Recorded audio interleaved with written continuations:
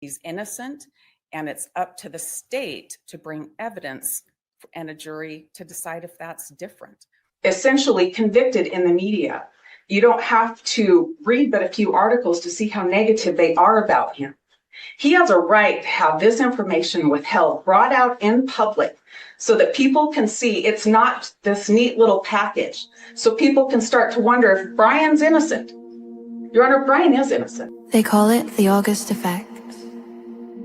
A quiet pull, a heart's compass, finding its gravitation.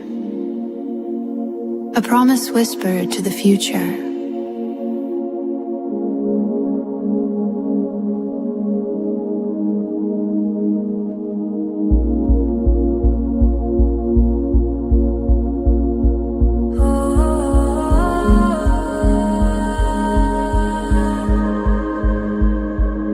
Sunrise paints the window pane a hazy gold. A story in my chest that's waiting to unfold. Used to trace the lines of maps I'd never seen. Now the greenest pasture grows from deep within. Letting go of every anchor, every chain, washing off the dust in cool September rain.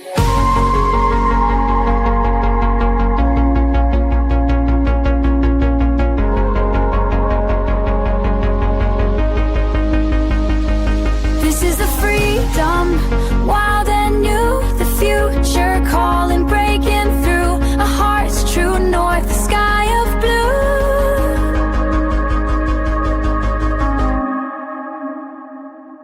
This is the promise coming true.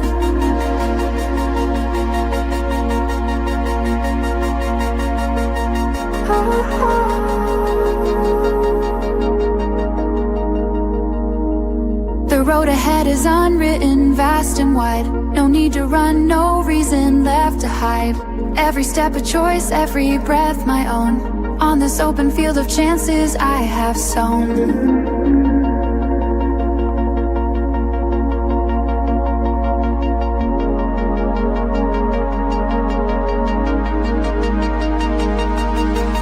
This is the freedom, wild and new, the future calling, breaking through a heart's true north, a sky of blue. This is a prominent true.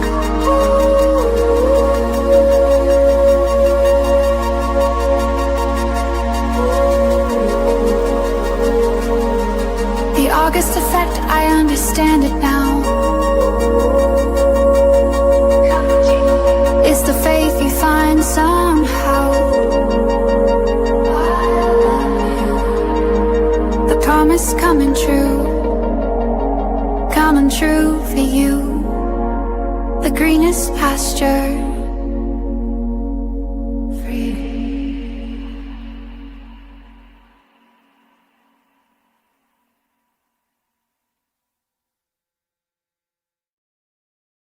Well, good afternoon, every single one of you, or good evening, wherever you're tuning in from. This is Phoenix on Phoenix Talks, and I'm so excited to be here on this Thursday. It is Thursday, right? Oh my gosh, I cannot believe it is already August the 6th. You know, I felt like Tuesday just slipped on by. And, you know, it's one thing, things slipping by as you get older, but all these younger generations, they are they are blessed, I'm telling you. Time flies. I got a text this afternoon from my daughter. She's having a granddaughter for me, not for me, but she's having a baby girl. And I've been so excited about this new addition to our family. And she says, Mom, the baby's going to be here in October. And I'm like, don't worry about anything. I'll send you some stuff. She's all the way in another state, far, far away. And I said, don't worry. I'll send you whatever you need. And I looked at the calendar and I'm like, that's just right around the corner. OMG. And then it's Christmas. And then it's going to be spring break and summer back again. And I'm like, you know, I just want to enjoy this and slow down a bit. This week has been so rushed. I mean, just like everything colliding at once. Have you ever had a week like that where you're just like, slow the clock down, please? It hit me this morning. I had a procedure, well, just a little imaging thing this morning with my doctor, and I came home and I took such a fantastic nap. Holy moly, I so needed that. So I am revving to go. I am on fire. You guys, no doubt, are going to get some fireballs. This is the plan. I'm going to welcome everyone in. I'm going to give you, obviously, a copyright disclaimer. I'm going to give you a little bit of the legal disclaimer. And I'm going to welcome everyone in. And then we're going to start off with a video. And this is going to be good. This is going to be really good. And then I'll give you a fireball or two. And don't forget, I always say, remember, next Tuesday, we are going to be diving into chapter 2 and 4. So you've got plenty of time as a reminder to read chapters 2 and 4 for our Nesters book club. Y'all are going to enjoy 2 and 4. You know, after that first powerhouse chapter about the Navy 4, the Norfolk 4, I was blown away how investigators can get tunnel vision, how they don't even hone in on a proper suspect. And if you are in the book club, it is members only, but you have a preview of it. And I always find it very interesting that detectives got it wrong. And instead of admitting, hey, we got it wrong, then they went and found 7 other people to blame. And people confessed to this crime that had nothing to do with this crime whatsoever. Nothing. Blows my mind. And if you understand the criminal justice system, you could get backed into a corner. You can. Anyone could.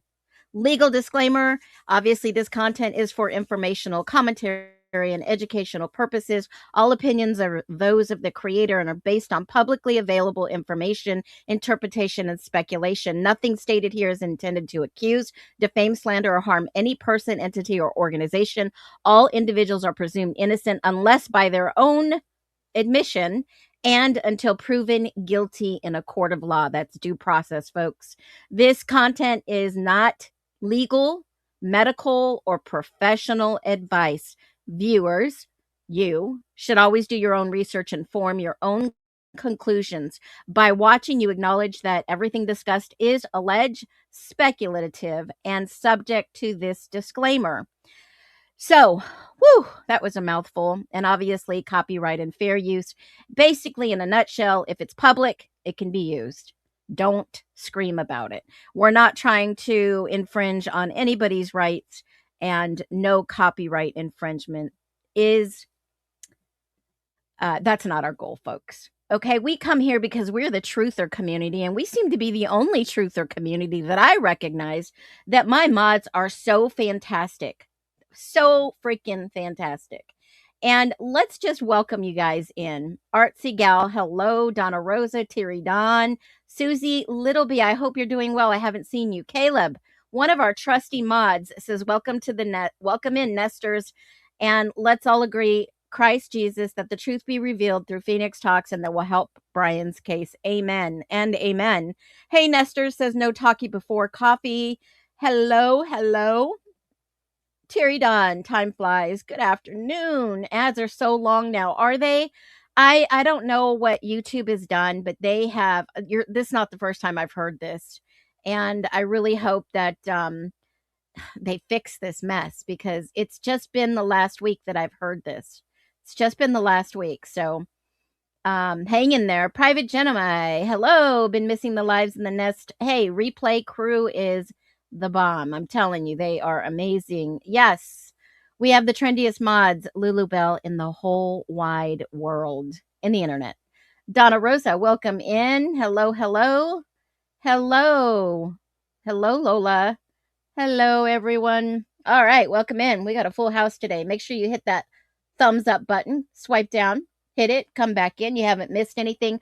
No trolling, no clowning, or you will get a big whopping bam. Now, let me just say this. Yesterday night, when I was ending the stream, no talkie before coffee, you were the winner of the $50 Amazon gift card for last month.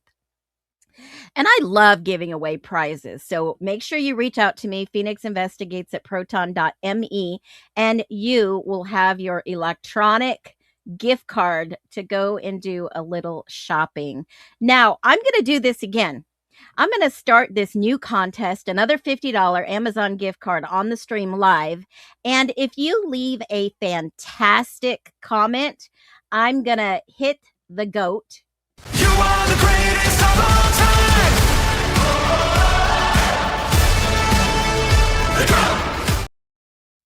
And you, my friend, will be entered into the drawing just like No Talkie Before Coffee was. If you leave a comment that I just cannot ignore, you're going to be entered into that comment. So we need logical thinkers. We need people who can see beyond the BS, beyond the headlines. And I just have to throw this in there. I'm so excited. Today I did an interview with a newspaper. And I'm not going to say who until an article is published.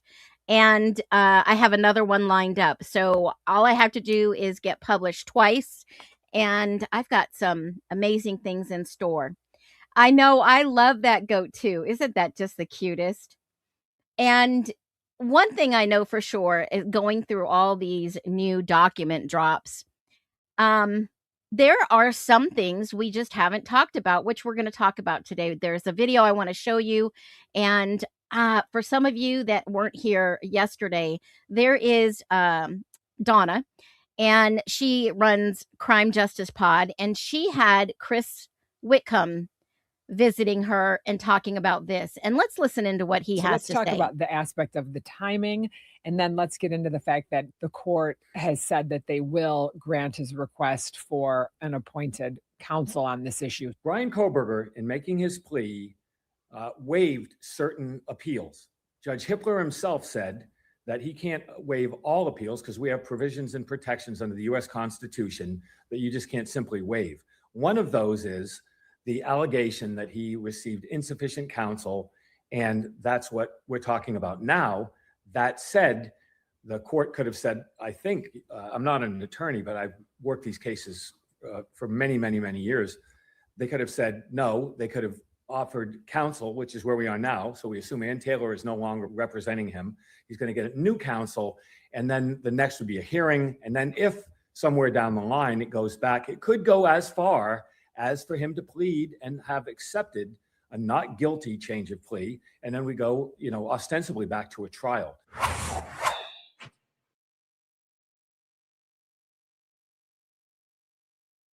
All right. So after the interview that I did this morning, I was very interested in learning about a little bit more.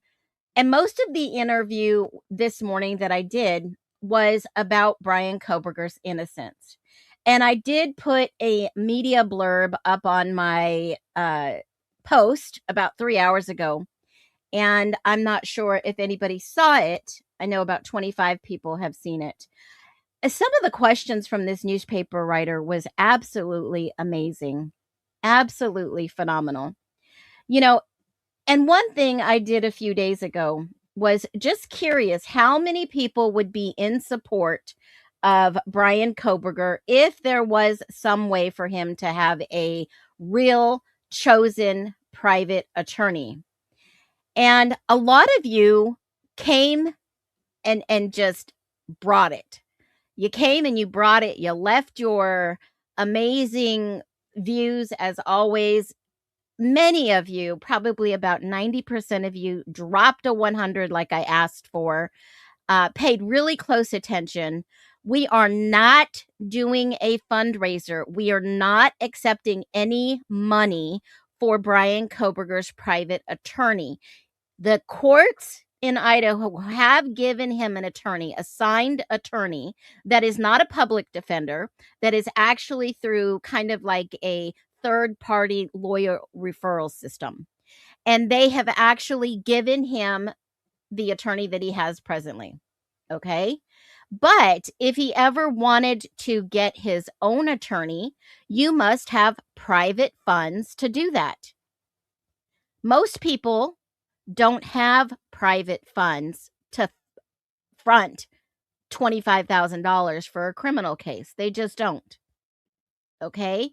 And I talked a little bit about this in the interview.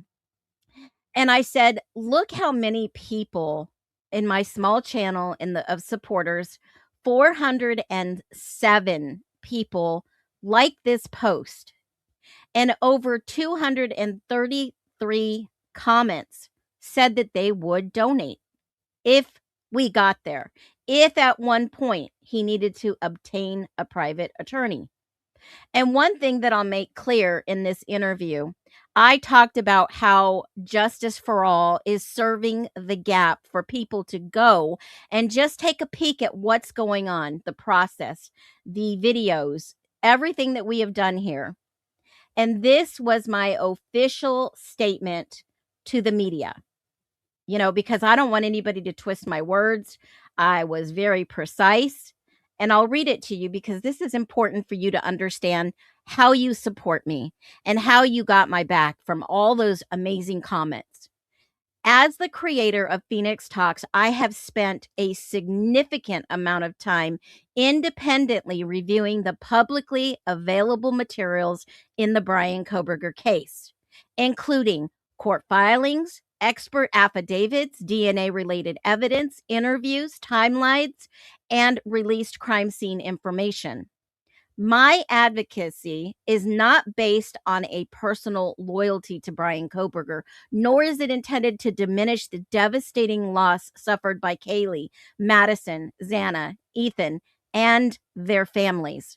It is based on my belief that every criminal conviction must be supported by reliable, thorough tested evidence and a process that can withstand meaningful public scrutiny.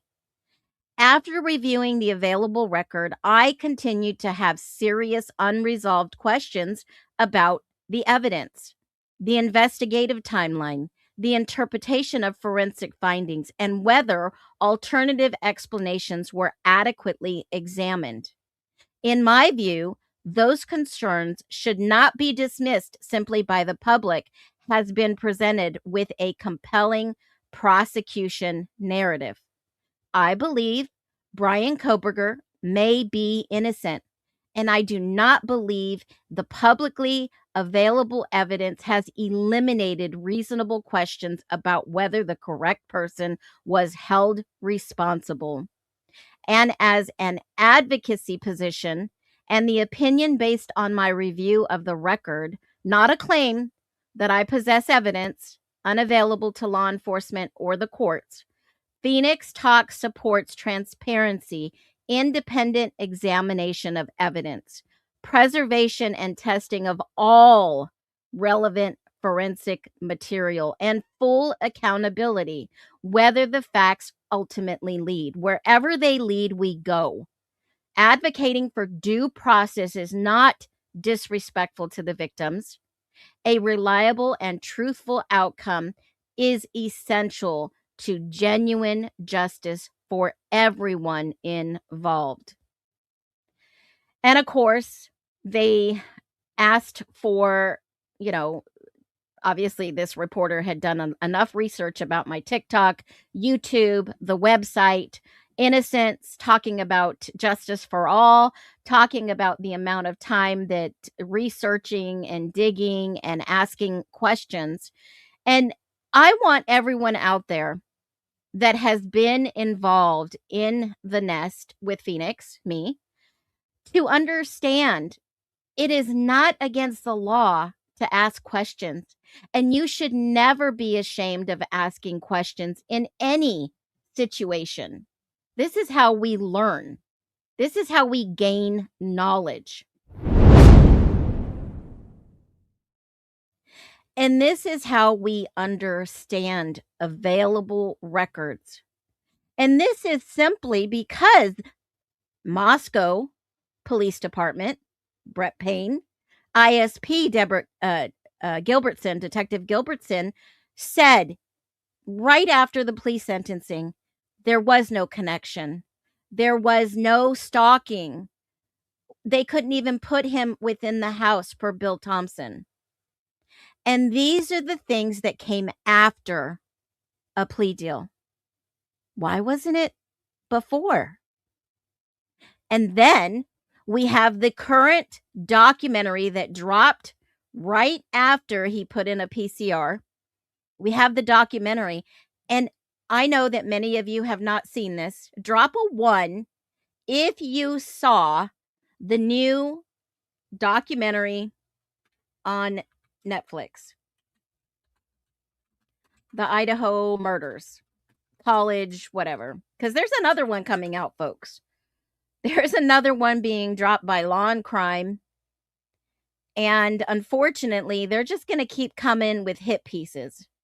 It's just going to keep happening, sadly. And when you think about this, I'm going to go back. Let's go back in time for a minute. The night of the attack. There was a clip that was on the New York Post. And I've worked with a guy named Steve over there for years.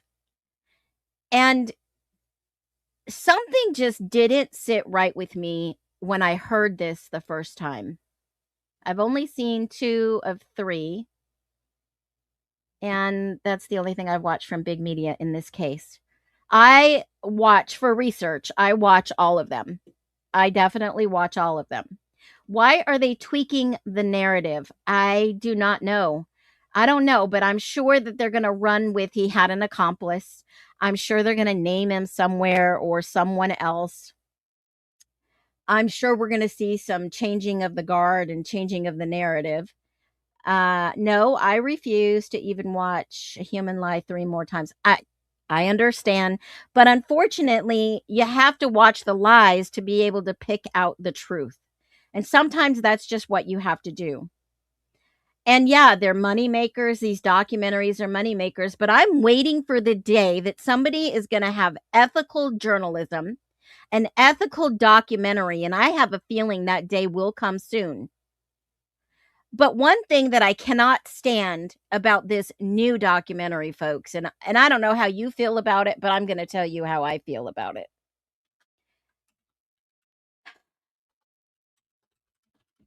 This guy,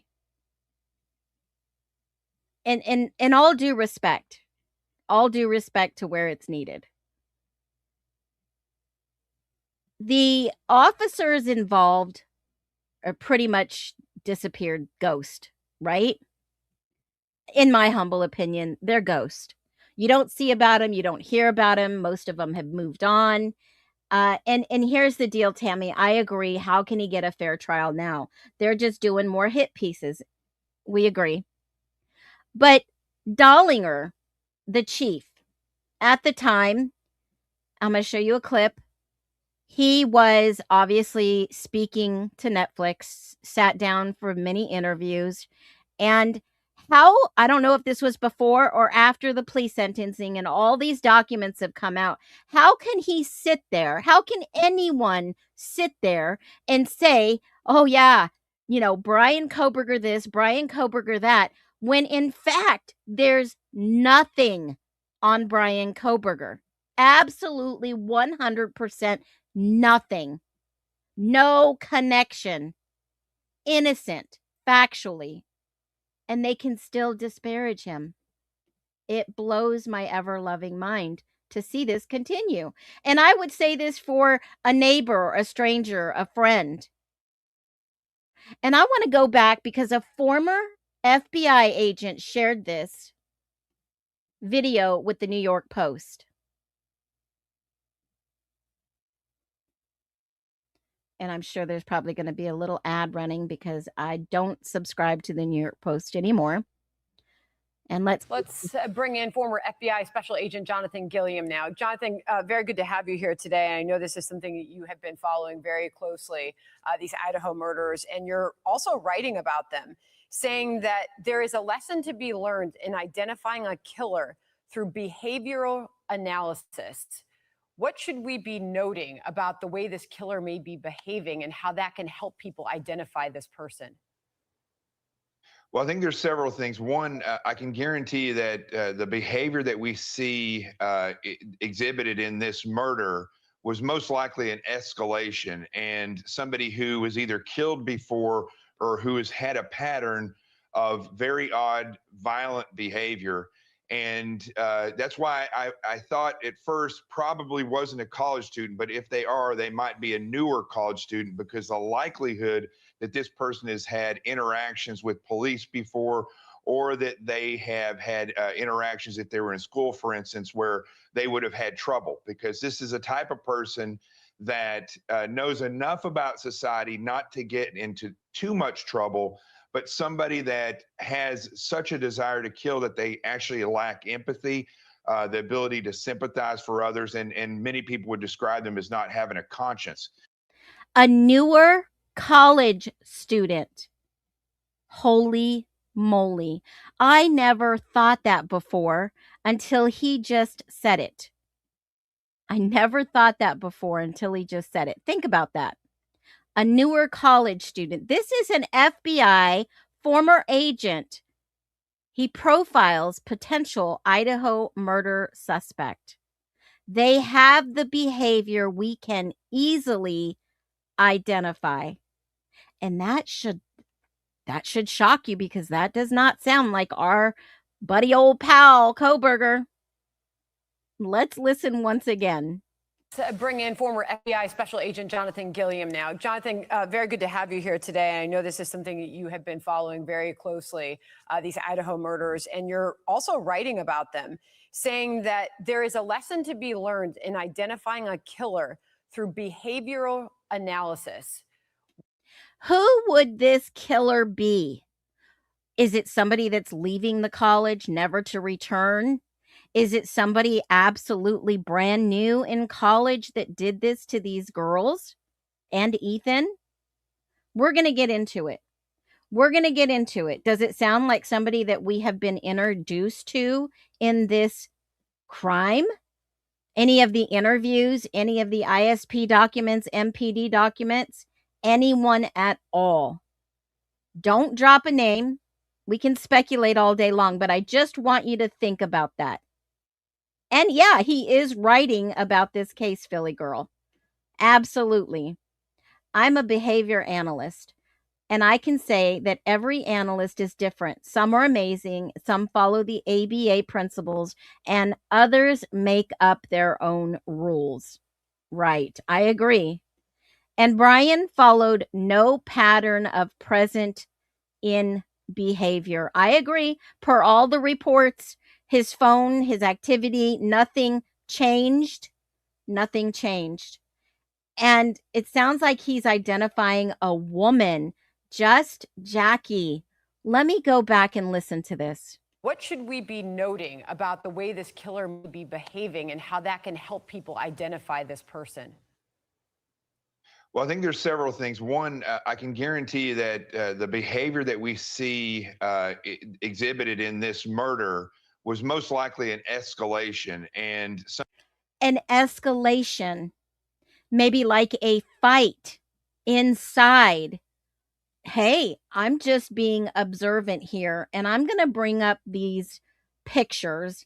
I'm going to bring up the crime scene photos just real quick. Does anybody, maybe you guys can relate to what I'm thinking of, what was going on in the kitchen? Because when he said escalation, I remember Brent Turvey told a story about women in a kitchen. Women were fighting in the kitchen. Does anybody else remember Brent Turvey's story? I just had that flash in front of me and I thought, oh my gosh, an escalation in the kitchen. What was going on that night in the kitchen? Well, I remember that Bethany sent a text to everyone saying, hey, I want some mac and cheese because you guys are at the grub truck and I'm hungry. And then I remember seeing mac and cheese in the kitchen and it looked like somebody was trying to make mac and cheese, right? I remember that. And I remember, let me just pull these photos up. I believe we saw this in the kitchen. Let me go back. Let's all look at this together. Was there some type of altercation, escalation in the kitchen?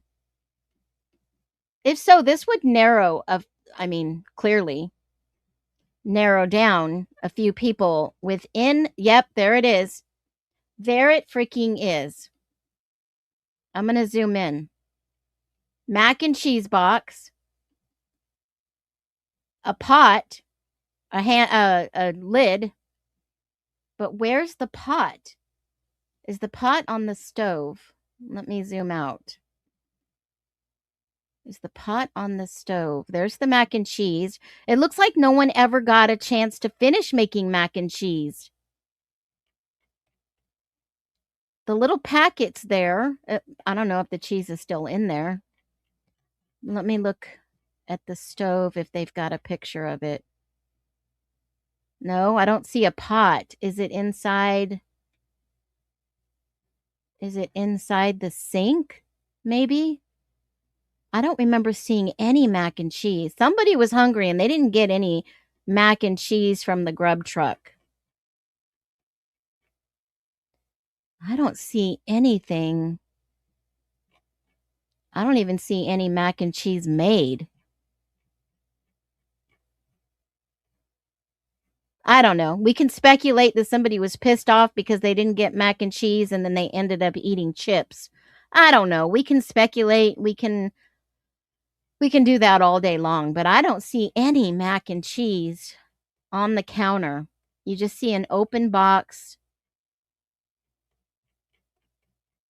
I mean, we can go back to this one, but that thought was just put in my head. And one thing for sure that I understand is, these experts that have been giving us clues or their version of what possibly happened seems to be all jumbled up, and we are going to unravel it. How about that one? Listen to what the rest of the thing he says. Somebody who was either killed before or who has had a pattern of very odd, violent behavior. And very odd, violent behavior. Women can be very violent. So can men. I thought at first probably wasn't a college student, but if they are, they might be a newer college student.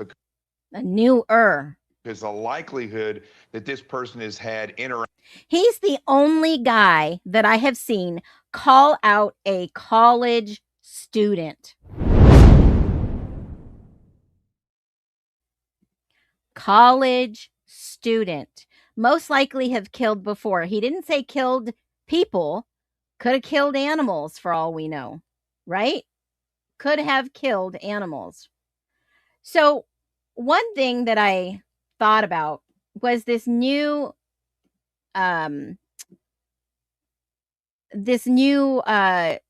released document, video, an interview. And I listened to it yesterday and I thought, how could somebody have lured Kaylee back to the house? And then, like, leaving the dead animals, possibly. Back to the house, escalated violent behaviors, maybe has some type of personality issue. And I'm no doctor. I'm not saying they have any of those. But I'm just saying, and then, yes, kitchens can be dangerous. But Brent Turvey said there was, and let me see if I can find that interview. Brent, who did he go on? Let me just see. There was an interview. He talked about the two girls fighting in the kitchen. And I thought it was odd that he would even bring that up. I mean, are we getting clues within clues? Are we getting cryptic messages hidden? Let me just see. Let me see.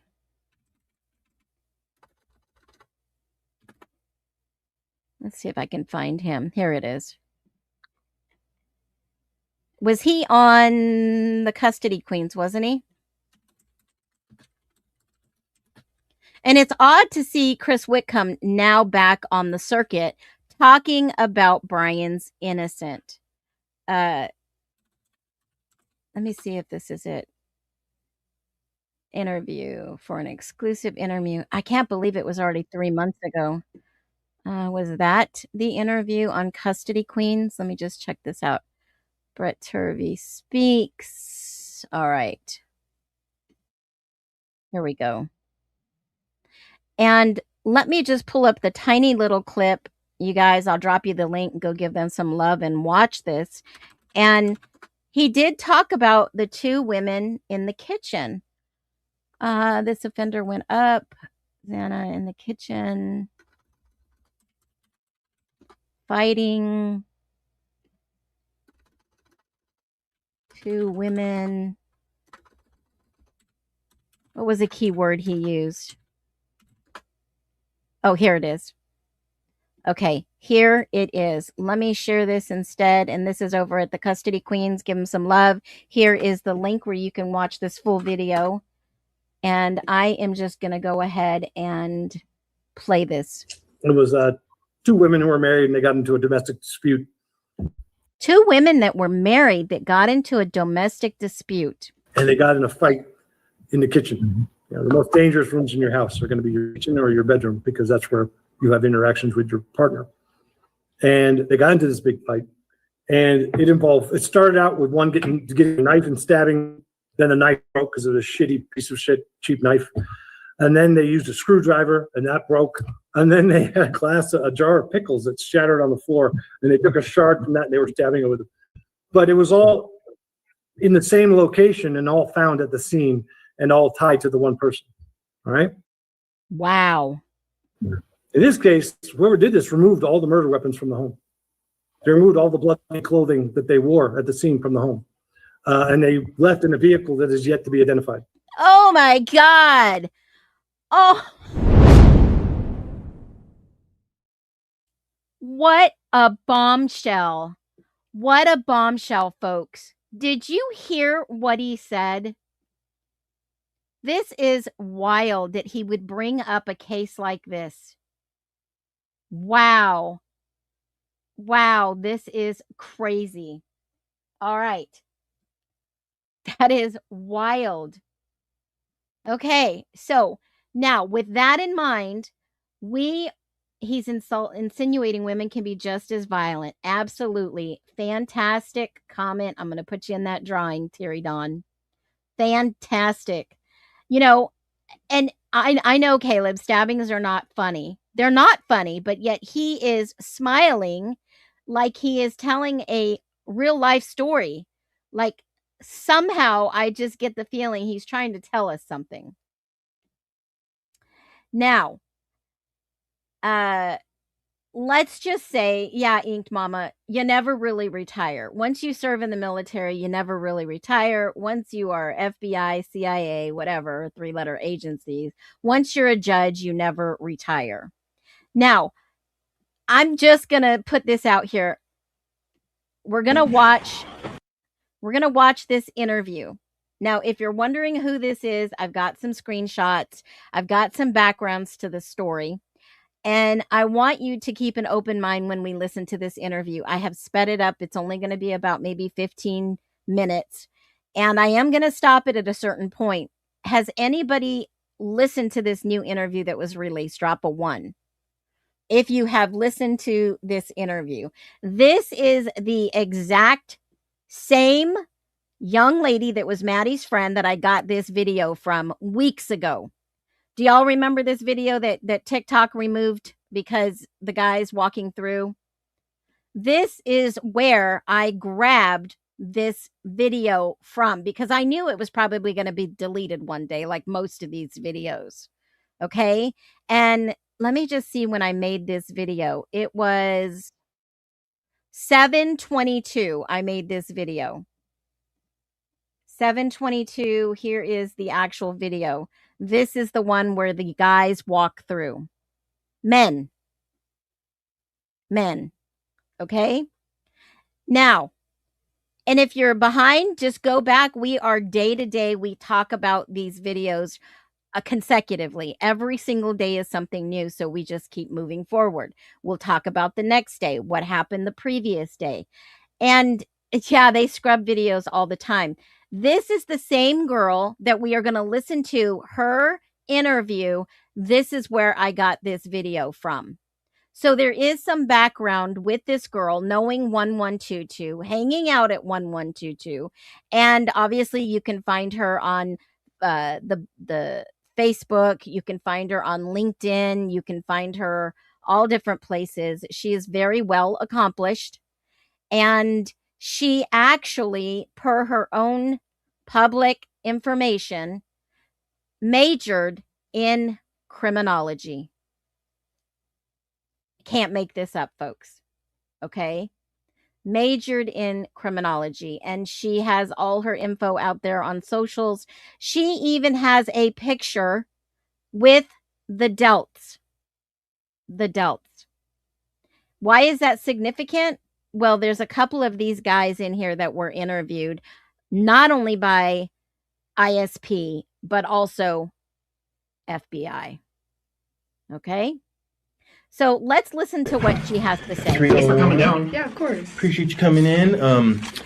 This is obviously about the stuff up at U of I. Yeah. Right. So real quick, because we're kind of getting some stuff relayed from the place that are working up there to, obviously everyone or a lot of people left school and a lot of people live down here. So where do you live up there?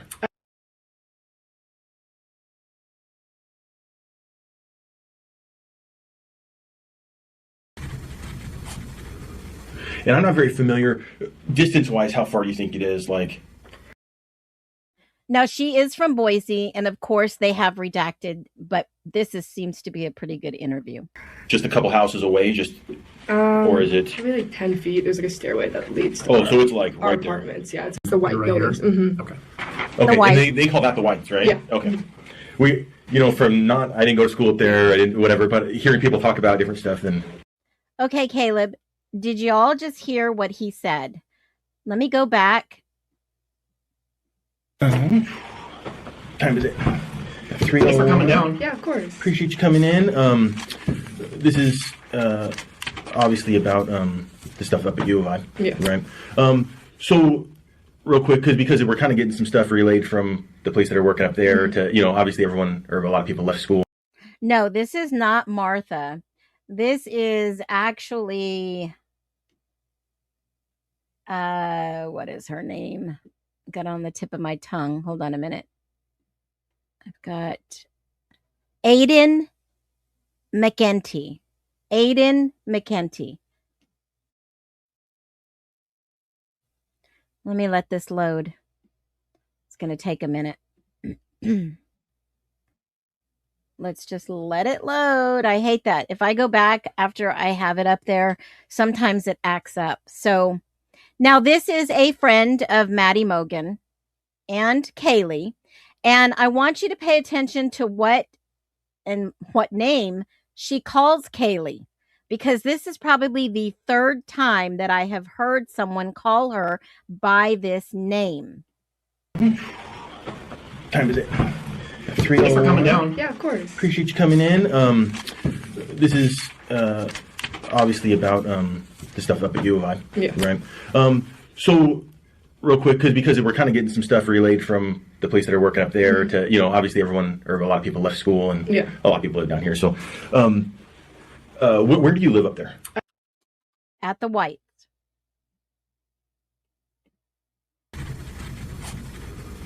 And I'm not very familiar, distance-wise, how far do you think it is?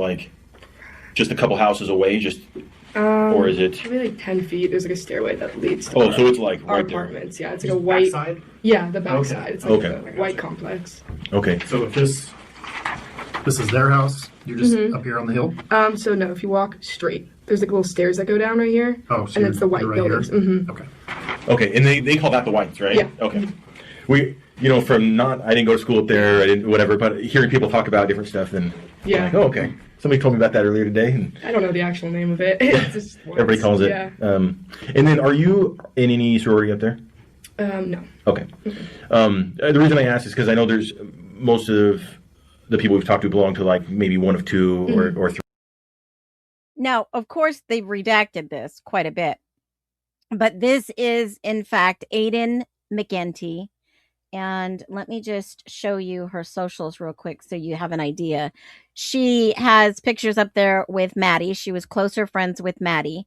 And I want to say that this is the girl that was dancing with Maddie that day when those guys walked into the house. Now, I don't know for sure, but there's pictures. She's got the video. I thought that by her hair, this was actually her that day. So she may know quite a few people there.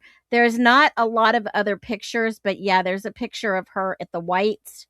And in fact, you know, obviously this is the stairway that's overlooking Sigma Chi. These are her friends. And there are a lot of delts that are her friends. And that gives you a kind of background in her involvement in the case. You're not part of? I did my Okay. I did my sophomore year. Okay. So of the victims, which ones did you know? Maddie, Kaylee, and Xana, and I knew not Ethan personal, but we've talked. And there it is. She said, Kayla. And I have said this over and over and over again. Many people referred to her as Kayla. A couple times. Okay, so you see him around, maybe talked to him a couple times, Yeah, but didn't really know him. Yes, that is Ashlyn Couch's stepdad. We did a whole live stream on him and background and all kinds of stuff. Yeah, but yeah, Maddie and I were the closest of all of them. Okay, so you and Maddie were close. Are you guys same year or? Okay. Were you in the same sorority when you were in it? No, I wasn't in the sorority, so I lived with and my sophomore year, and they were always over. But I went to Maddie's and Xana's quite often, and Kaylee's. Okay. I was over there. I was usually with them all the time. Okay. So this girl is very familiar with 1122 King Road. Were you up there for game day? This is just last weekend? Yes, but I didn't go out. Okay. I know that there was all kinds of parties and hangings out and whatnot. So you didn't go out at all, or you didn't? No. So I didn't go out during the day. Okay. But the party that they attended, with the picture of like the 6 of them. So I went out and said hi, but no, I wasn't. Okay. I didn't go out till the night at the bars. Okay. And did you go to the corner club that night with them, or did you just see them there? No. So I went with my friend, Okay. and when we got there, we found Maddie and Kaylee. Okay. Did you know that they were there? Because I know Maddie liked to text people and say, "Hey, come down here. I'm here. Let's meet up here," or whatever. You know. Or did you just happen to run into them? Usually, we just kind of saw each other. Okay. But usually, sometimes she texts me, sometimes she wouldn't. Okay. Kind of just depends. But at that time, no.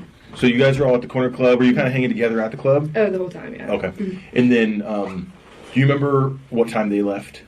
So I was supposed to go home with them. Okay. And I don't know, I got a weird feeling, so I decided to get a ride home with them. So she states she had a weird feeling that she was at the corner club, and obviously, you know, other people were at the corner club. We've seen those videos. We've seen who else was there. We've looked at the ISP documents and kind of put that together early on.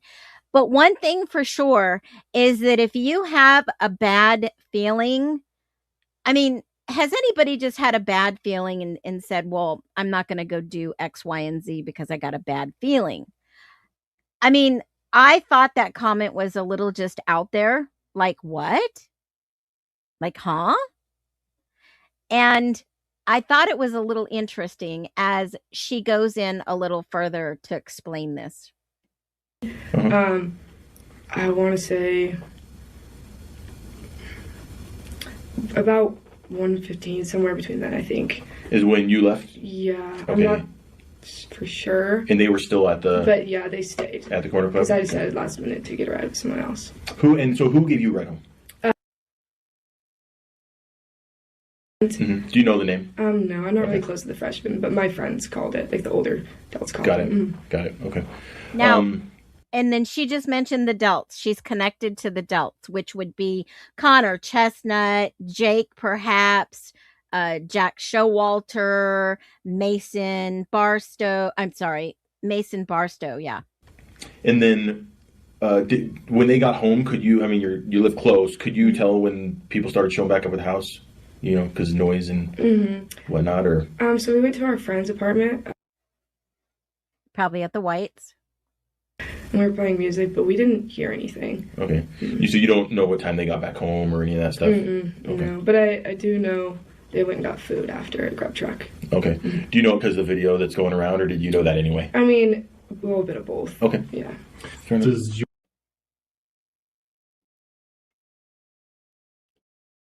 Of course, they redacted this. And one thing I do want to share is, you know, we're going to get into this on another stream, but I just want you to keep this in mind. This is her Facebook. I'm sorry, her Instagram. This is her Instagram. She has two. Okay. Just so you know, there's two Instagrams. And this was her first experience at Paradiso. Now, knowing Maddie and her were close friends, like she said, you know, I never knew what this, you know, whole world is, right? And so I started digging and looking around a little bit. Does anybody know what this is? Paradiso? Paradiso. She posted this May 4th, 2020.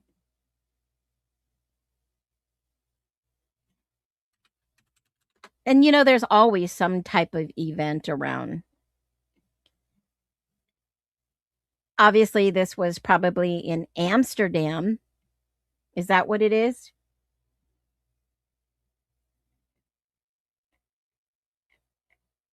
If it's what I'm thinking it is, let me just look it up.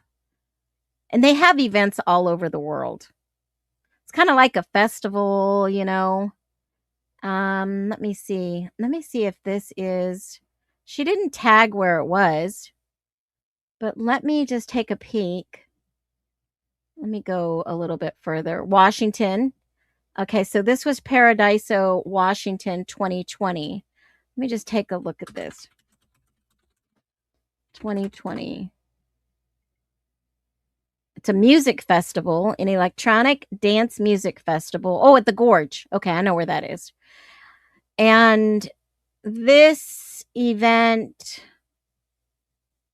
it didn't take place in 2020. June 2020, but it was canceled due to unresolved legal disputes. Whatever happened to the Paradiso Festival? This is odd. It should have been March 2020 at the Gorge. Live Nation, who owns the Gorge, confirmed 2020. But what happened? Oh, before the pandemic. Oh, okay. So I guess maybe it didn't take place until another time. This is interesting. Cancellation, COVID, don't know. This is interesting because, you know, the girls hung around in a certain friend group. Okay. And this is speculation. They hung around in a certain friend group. And a lot of these people that hung around in this friend group, you know, live alternative lifestyles, and there's nothing wrong with it. But I was poking around because remember the other day that someone had, I came across some names and we looked at the bartender at John's Alley and they actually took his DNA, and we were told that, you know, that Maddie and Kaylee went home when in fact we were told that they went and took an Uber that turned out not to be true. And people were saying that they got into a car with the Sobro. They were originally going to go over to John's Alley. Did everybody remember that? Okay, so the pandemic happened. Okay, got it. Does everybody, if you're with me, drop a 1, put it down if you've been following the stream. If not, go back to yesterday and you'll probably get caught up on, we go from day to day. So if you watch from the beginning all the way to present, you're going to get the full details of how deep dive we go, what players are involved, who possibly could have done this, etc., etc. Now, John's Alley, the guy who was the bartender, was on the list in the forensic files. And they took his DNA. And I went over Dr. Ruth Ballard's DNA affidavit for the courts per the experts. And his name was on there. He was a bartender that moved to Phoenix after this massacre took place. And, you know, John's Alley, if you do a little research, okay,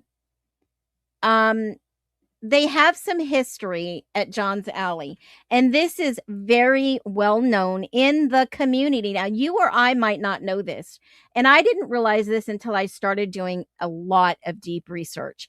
I wanted to understand the culture of the school, Moscow, the police department, what was happening on campus. And John's Alley actually is an inclusion for a certain lifestyle. They have drag performances, open mic nights, movie screenings, games, shuffleboard, ping pong, darts, and pool. And it's a very friendly area that everybody can go to and hang out and, just like hippie days, right? And they like to go to this bar quite a bit. Because I went into the deep, dark web and I wanted to see what events in the area, because everyone keeps bringing up that some of these girls may have been, living an alternative lifestyle. If they did, that's their business. But with that said, I was thinking maybe they did go to John's Alley, and that's why they interviewed the bartender. And that's obviously maybe even why they had him do his DNA. And there's some other people, that the owner of the bar, a couple of other people that may have frequented the bar. And I just thought, you don't bring people like that into an investigation and grab their DNA if the girls were never there. So did they even go straight home after the grub truck? Did they even make it back home with the people that they left with? Now that we know it wasn't an Uber driver that took them home, and obviously we went over this yesterday with the FBI interrogation or questioning Dylan, and now we found out that it wasn't true that they went home with the Uber driver, etc. And wondering, did the girls go somewhere else? Did the girls go somewhere else? That is another question that we've still not been answered. What time did they get? Oh, no. They got home at 1:56. We have believed that timeline. We have believed that individual that they said that. They believe that they got home about 1:56. The police have never confirmed what time Xana and Ethan got home, and they've never confirmed the time that Maddie and Kaylee got home. This is huge. This is huge. Okay? Mason Bangman interview was, oh my God. Yeah. Why did he not want to share his reel, his photos, his videos? Might be something incriminating on there. I don't know. We're just guesstimating. Okay? And we do hear different times that they got home. 1:45, 1:56. I mean, What time did they really get home? Never confirmed.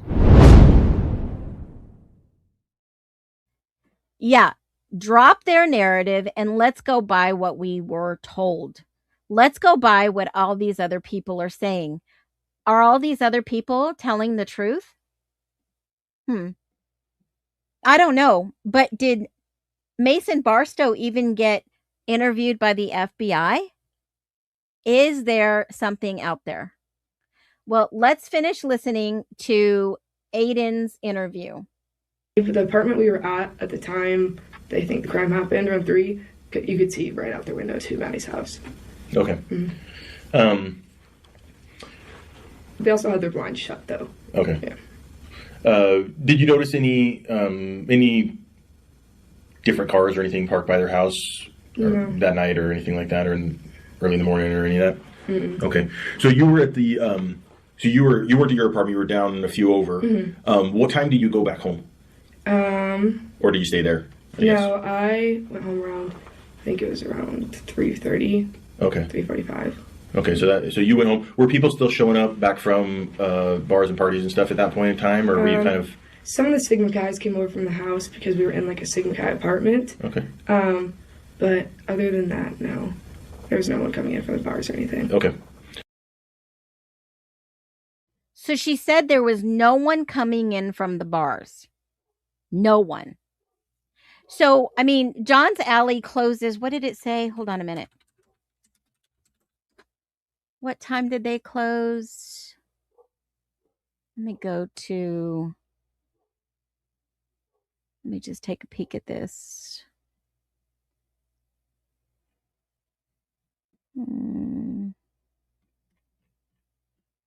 John's Alley, Moscow. Is there another bar like that here in Phoenix? Wow, I'd be shocked. Okay, so it says that it closes at 2 a.m. That would probably be last call, right? When you left the party, is it like an internal apartment type thing, or do you actually like go outside and go back to your place? I had to like walk outside, and since I was on the top floor, So you just go down the stairs and then you walk straight. So when you walk outside, can you see the house on King? No, because all the apartments face towards the road. Okay. Yeah. Did you were you up there during the summer, or did you just go up for the semester? Just for the semester. Okay. Had you heard any problems that Maddie or Kaylee or Xana were having with anybody? Anything like that? No, they never really had problems with anyone, Okay. so that's what's kind of weird. But I did report. I called the police station. I don't know if it was here or the one in Moscow, whatever the number. Probably was. the one in Moscow is probably who got it. So. But there was a guy who was pretty weird at the bar. At the bar? Yeah. Okay. Yeah. Do you remember a name or anything like that, or did you know him? Or? So it kind of started because when I walked into the bar, I went to order a drink, and the guy was like kind of pushing me against the bar, and I was like, "Can you please stop?" And he just kept doing it. And some of our friends noticed, and they're like, "What is this guy's deal?" And then Maddie walked up to me and introduced me, and she's like, "This is blah blah blah." I can't remember his name because we meet so many people. Sure. But, yeah. And I was like, "Oh, nice to meet you." Like I didn't know it was her friend, and then I noticed the guy was following them around the bar. And I was like, that's pretty weird. So I told Maddie. Maddie's like, yeah, he's not actually my friend. We just have a class together and we're doing a group project.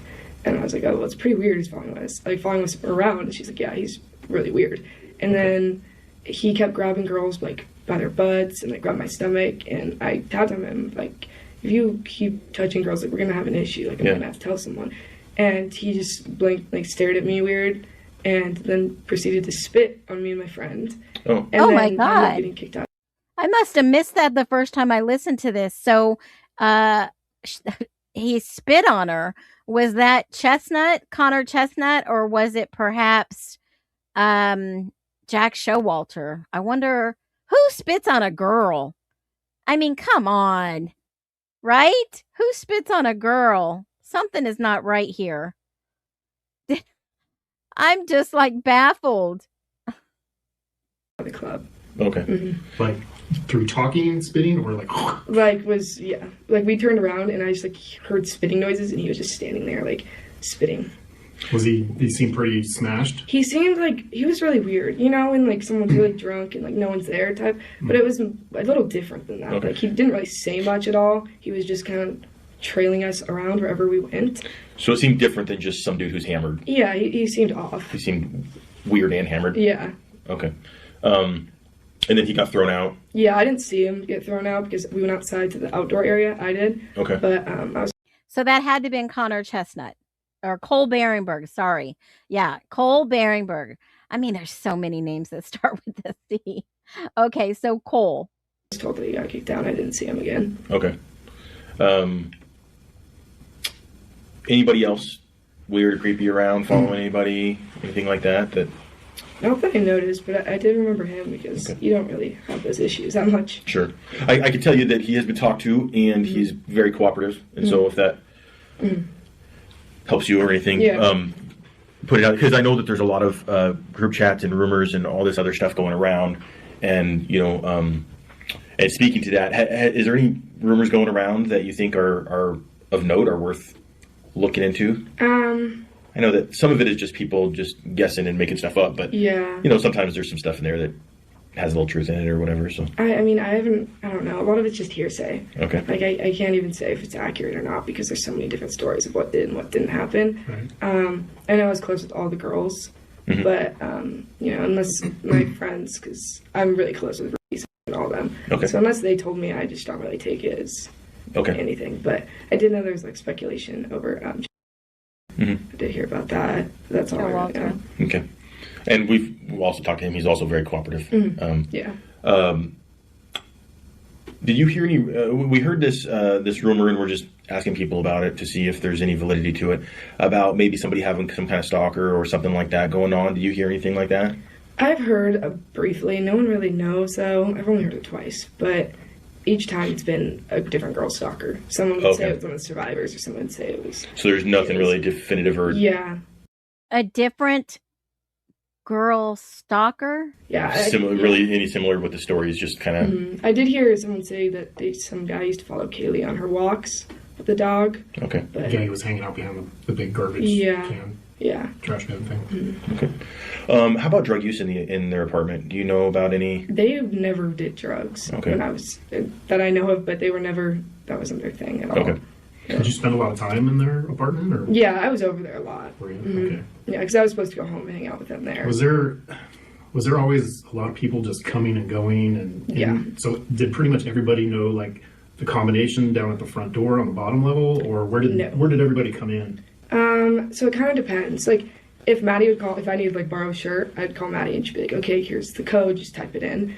But if it's like a strange, like, you know, someone they're not super close with, they often left their back door like open. Like, I'd walk around with the slider. Yeah, if that was by the kitchen. So if that front door wasn't working, I'd always walk around, just walk in the kitchen. So was it pretty common that wasn't locked? It was just kind of open all the time. Yeah, unless they were having. I mean, sometimes during their parties too, it would be locked. But usually, every time I went there, the front was locked.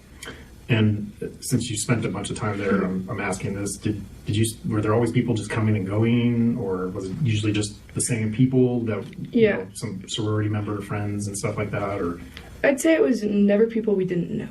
It was always like we always were friends, or we knew of, or some girl in the house was friends with the people that came. So it was usually the same people, but usually. So it was usually the same people. I wonder because some of the same people that she hangs around with are these people. So let's just take a little field trip over to Instagram real quick and you'll kind of see a pattern here. And I wonder where she is today. I've got a little bit. I mean, if she knew the Delts, let me see if this will speed up here. I mean, just looking through her reels, I was curious. Let's see if this will pop up in here. Yeah, live dig. Okay, so quite the group of people. Let's see if we recognize any people. Aw, what a cute fur baby. Beautiful lake. Party, concerts, friends, fireworks. Oh my gosh. Is she going to let go? Oh my goodness. All right. Cabos. Oh. Oh, okay. Here's Connor Chestnut. That guy looks familiar on the end. Let me see. Oh, there's Saeed. There's Saeed in this picture right here, showing peace. And that other guy looks familiar too. Hold on one second. Oh, thanks, Jack the Skipper. I'm donating to all the channels that cover the Idaho 4 case tonight. Keep up the good work. We want the truth. We all want the truth, Jack. We all want the truth, and we are going to find it. I appreciate your support as our whole entire community does. And this is Italy. Was she the one that was supposed to go with Kaylee to Italy? To Europe?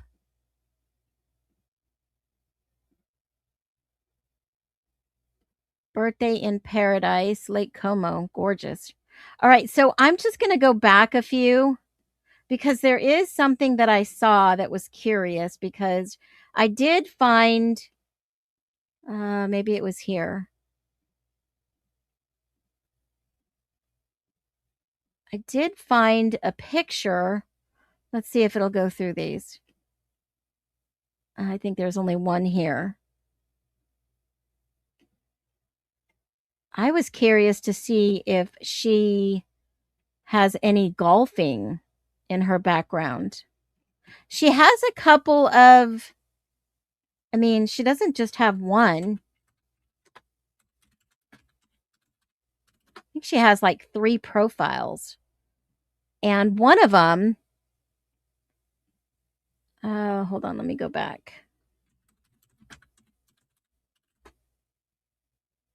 One of them, I believe,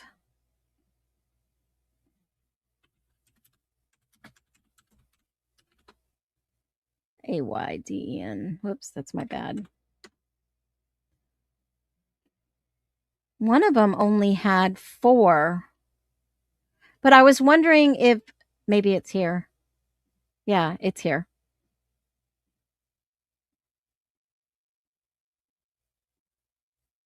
There was, here it is. Okay, so there's a beach there. Okay. All right. So this makes sense. Family of golfers. And I just came across this. She has 3 LinkedIn. And this one is an advertising manager at World Golf Advertising Agency. And that is St. Augustine, Florida. That's a long way to be moving from Boise, Idaho, all the way to Florida.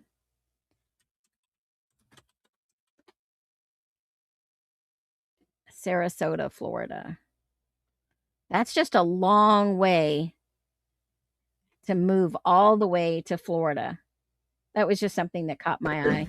So let's finish listening to what she has to say. All of us are specific people. Was it usually people in the Greek Yeah, organizations? always. And if it wasn't, it was like, I mean, sometimes I'd have random people during the parties. But other than that, it was always people they knew. Did they have a party that day at the house? No. The only party I saw them at was the one next to my apartment. And that was all Greek life, too. It was like a pretty close-knit party. Okay.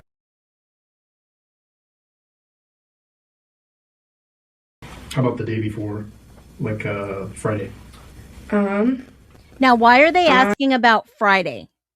Why would they ask about Friday, guys? I was at the bar, so I wasn't aware of any house parties. Friday, she was at the bar. What bar were they at Friday? I don't know if Sigma Chi had a party that night or not. I think they did Saturday, maybe. I don't know. I personally don't go to the house parties anymore. Okay. But usually Maddie and Kaylee would just go to the bar if they did go out. But I know Xana and her boyfriend would go to house parties if there was one. Underage. Mm-hmm. Okay. How come you don't go to house parties anymore, out of curiosity? I mean, it just kind of depends on the house party. Like, if it's Maddie's and theirs, I'll come by. Or if it's like a birthday and stuff. But usually we just kind of like, as the younger kids flow in, the older kids just kind of go to the bar. But sometimes we'd go to Sigma Chi or the Delts. If they were our close friends, then we'd go. Okay. But I wouldn't go to like a random house party or anything like that. Got it. Can you think of anything that would be helpful for us going forward? Yeah. So I know once again, he did call me and text me at 3:04 a.m. So if that's helpful. Okay. At all. At 3:04, he texted you? Yeah.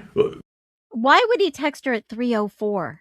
Is that who we see walking back down the street on Taylor? Just out of the blue, or was he asking something specific? No, or? he's just asking what I was doing and where we were at. Did he think you were still with everybody, or? No, well, so he went. I know he was at Grub Truck with them. So I personally don't know who he was with when he texted me, but we were still. I don't think he knew who I was with either, really. But I grew up with Jack, so. Oh, you know him? Mm-hmm. Okay. You know most of the Sigma Chi guys? And she grew up with him. Remember, she's originally from Boise. A majority of them, once again.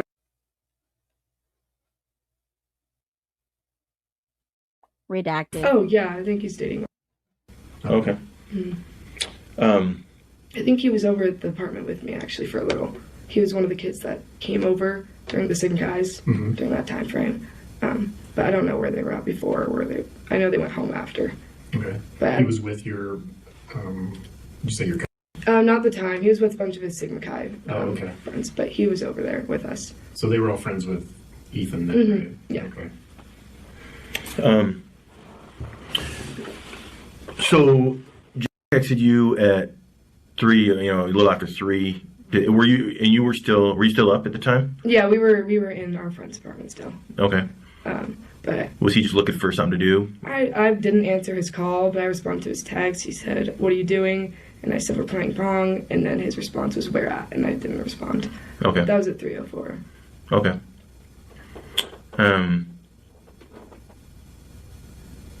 Was there any other text with any of the girls later after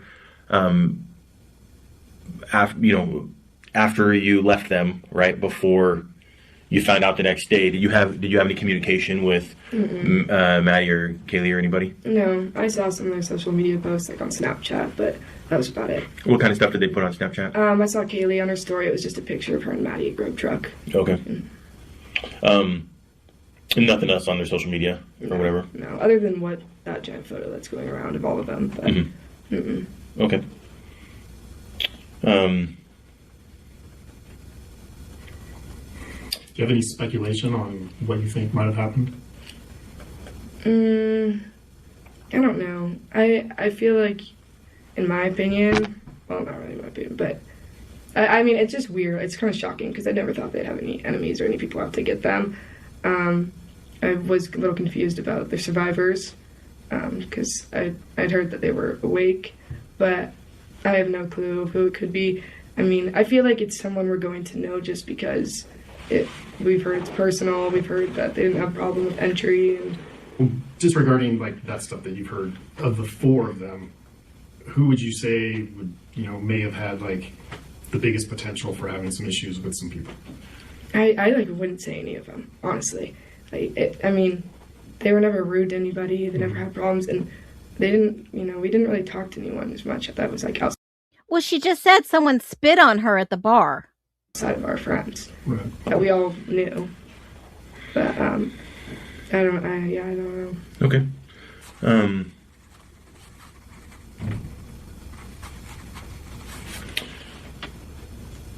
Yeah, she is kind of monotone, right? Have you heard any? Have you seen anything on? Are you part of? I know that there's a lot of big, like house group chats and stuff going on. Are you part of some of those? No, but I've seen some of them. Okay. Is there anybody putting stuff on there that seems like they know more information than everybody else is getting from the news or anything like that?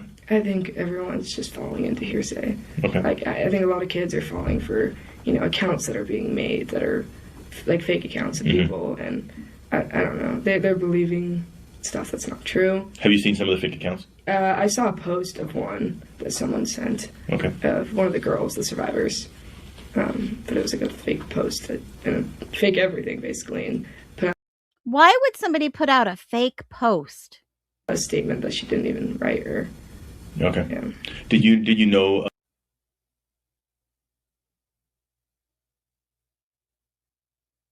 Redacted. Redacted. Is she calling them kids because she's older? I think she was a senior at the time, That's about right? it. Like I wouldn't call them, and Something down Boise here? High. Boise High. Okay. Did you know any of like the boyfriends of or? No, I only knew Kaylee's and Maddie's. And who were their boyfriends? Yeah, because remember, this friend group is separate than the other friend group. You're meshing like 4 different friend groups. And Kaylee, well, that's Maddie's, but Kaylee's prior boyfriend, I think his name is Jack as well. I don't remember his last name. And then a boy she was seeing at the time was me. Okay, and so Jake was a previous boyfriend, and currently she was seeing. Yeah, but I don't think they were on bad terms or anything. Okay. He was really nice. I think they dated for like 6 years, long time. But I know he was seen in that area the next day. Okay, does he live close? Do you know? I don't know. I know he was in questioning in Moscow. But, okay, so they were talking to him. Yeah, they've talked to him. Okay.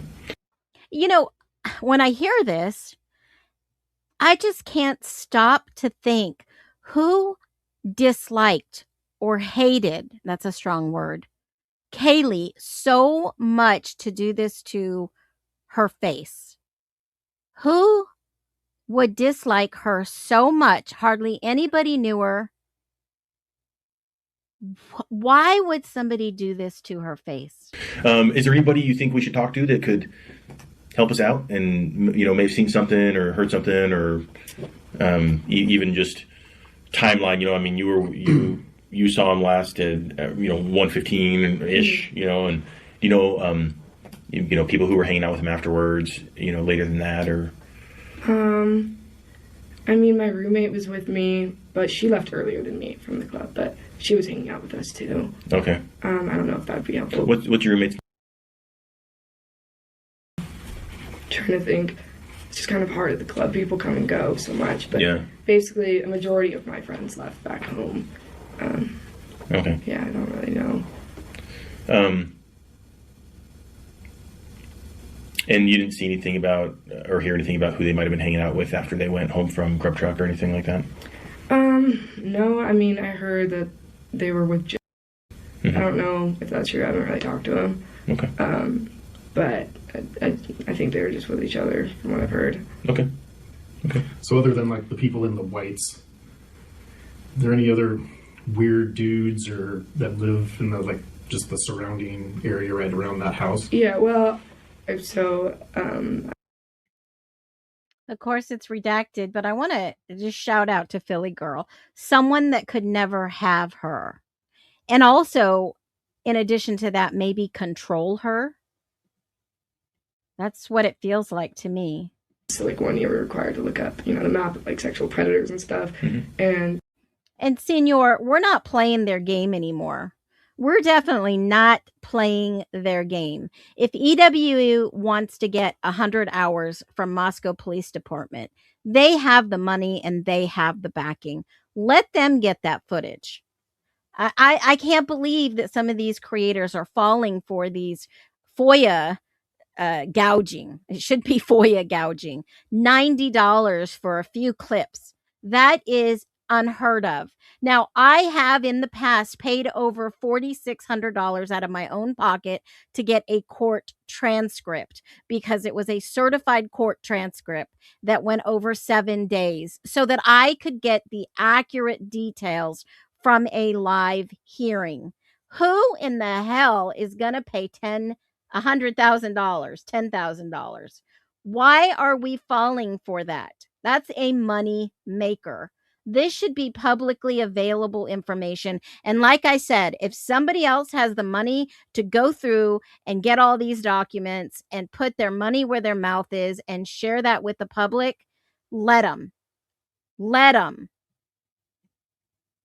I know there's some area, I don't know if they still live there, but when we looked on the maps, it says there's some king. So I don't know if that's still current or what, but I knew that. So guys that were on the register. Yeah. But I don't know if they're still presently there or not. But there's always people. I mean, usually we knew people who lived at the Whites, but this past year, a lot of our friends moved out, so there's a bunch of people we don't really know. Mostly students, though?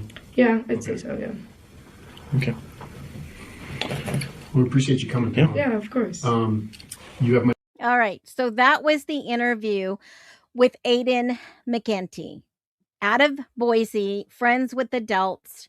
And does she know a little bit more? She was friends with the Delts. The Delts were dealing allegedly. Well, not allegedly, because the police even said, the detectives, okay, we know the Delts are dealing. Okay, so it's interesting, folks, when we start getting into the next topic. Very interesting. So what kind of connection did she factually have with the Delts, right? She knew enough to stay away from 1122, in my humble opinion.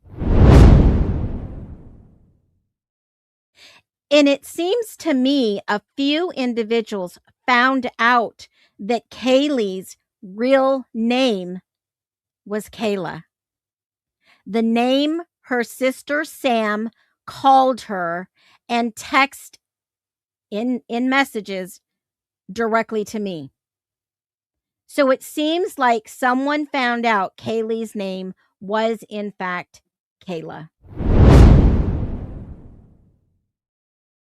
There are other people that have called her by her real name.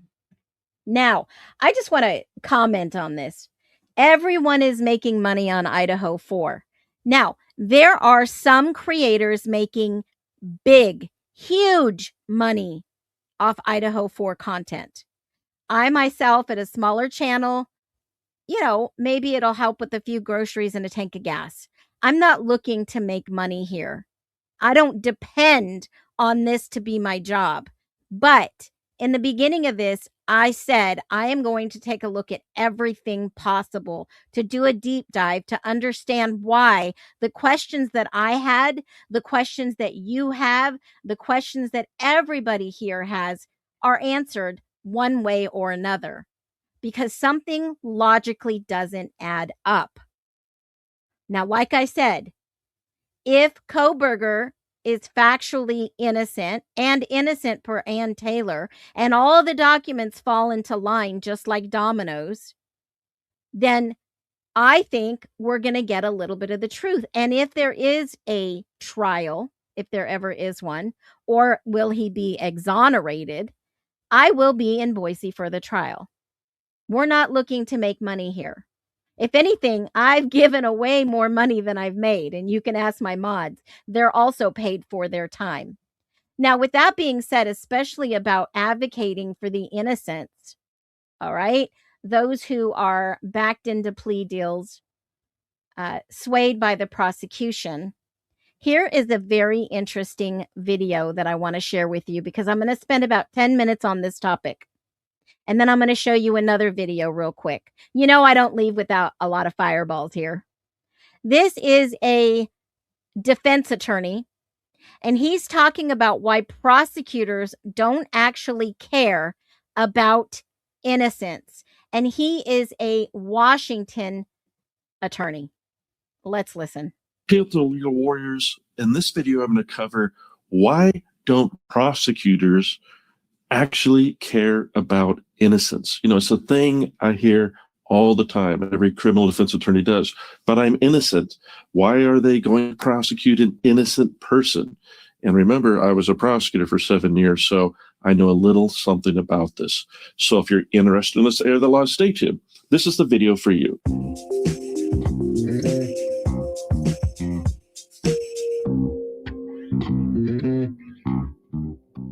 My name is Attorney Lance Fryer. I'm a defense attorney in Linwood, Washington. My law firm's been defending people charged with crimes all throughout Washington state for more than 25 years. And I'm putting out these videos to help educate the public. So if you find this useful, please like and please subscribe. More people get to see it. More people get the help they need. As always, just going to jump right into it. Hopefully, we all believe that there is justice in the world, right? That the truth shall prevail, and that if we do the right thing, we're going to be rewarded. And, that's a little bit of, how an organized society survives. And we might also be jaded when we think about, politics and world events and how, certain people get ahead by lying and taking advantage of others and things like that. And I think, that's gone on throughout time. But when it comes to beliefs and false beliefs. I think a false belief that a lot of people carry with them when it comes to a criminal charge, and it causes them a lot of pain, and it really gets in their way, is why I want to do this video, is they believe that in general the prosecutor really cares if they're innocent, right? That the prosecutor is going to be the one who is going to, determine that the side that is against their own police officer that charged someone with the crime, that they're willing to truly entertain and believe that the defendant is innocent. And we're going to be able to show that. We're going to be able to prove that to the prosecutor, and that is their sort of basis of operation for making a decision to dismiss a case. And there are a few situations where that can happen. There are some good prosecutors out there who can keep an open mind and can realize that their officer did whatever level of investigation they did and made a snap decision to charge something, and maybe they got it wrong, right? But for the most part, prosecutors don't have enough executive function, right? Room for decision making in their brains to be the great Job decider of what's right or wrong, because they just have too much on their plate. And what's the fallacy then that the client operates from, that the charged person operates from?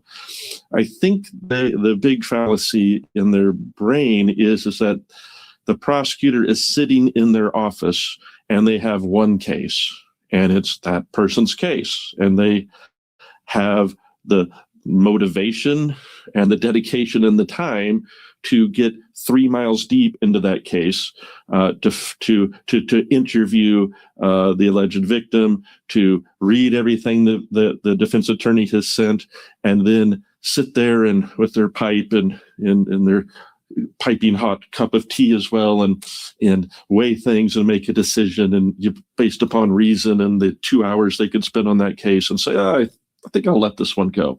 And it's simply, that's a fiction. That's a fantasy. That prosecutor doesn't have anywhere near that type of time to be available to look at that one case, yet alone they have hundreds and hundreds and sometimes thousands of cases, depending on what the prosecutor's responsibilities are. So it's very frustrating as a person charged with a crime, and very frustrating as a defense attorney. I can think of a time in the recent past in my firm where we have sent well-researched with a private investigator and expert witnesses and all this information to a prosecutor saying, could you please take some time and do the right thing, because it's clear this particular person is innocent. And, sometimes we hold out hope that the prosecutor will actually care. And what often comes back in that case is, I skimmed it, right? And they don't even read it, right? They just don't have the time. So why am I putting this out here? Why am I sort of giving you this information about how it really works? It's because that false belief that's in your head, potentially as a person charged with a crime, that there's a prosecutor who's going to make a huge amount of effort to make a decision and really care whether you're innocent or not. That's just causes you, as the person thinking that's how it works, it causes you pain, because when we want something that's not how it is, right, we get angry, we get upset. It doesn't mean it's hopeless. It just means we have to understand that prosecutors don't get that deep into things, except with rare exception, right? There could be a case where we've got, a sister using another sister's name, the other sister's, they're using the false name of a sibling or something, and we can prove it somehow. Then we go to the prosecutor, and that's so black and white, it doesn't take a lot of effort for them to decide that, right? So there are those situations. So what do we do about it? What is really going on when a prosecutor makes a decision to let someone go? Well, it's more about sort of the feel of the situation. Right? I'm sure you're asking why the prosecutor, that they had all this information on Brian Kohberger, the FBI report, the expert reports, the DNA reports, everything from Cy Ray to Brent Turvey to Ruth Ballard. Why did the prosecution not go back and do the right thing if they knew that he was factually innocent. Now, this is something that I have been asking.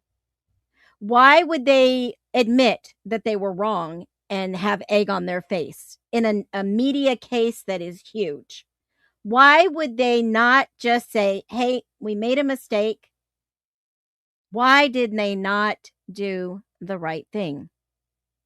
Right? It's more about, look at all these other times we can show that this person lied. Look at the lack of any history for this particular client. Look at all the other affirmative things that person did. Remember, because the prosecutor is operating at a really, zoomed out level on each case. They're not really zoomed in with fine details to each case because they simply, again, don't have the executive function to do that, right? There's not enough mental capacity, energy, right? I'm not talking about not smart people, but, you ever get worn out, right? At the end of the day, well, that might be how a prosecutor feels all the time, okay? And so they're doing this zoomed out method. So we can point out the things the officer did wrong. We can point out the reasons why the witness is not credible, but it's all sort of mixed up in this, dough that makes a really tasty cookie when we cook it, right?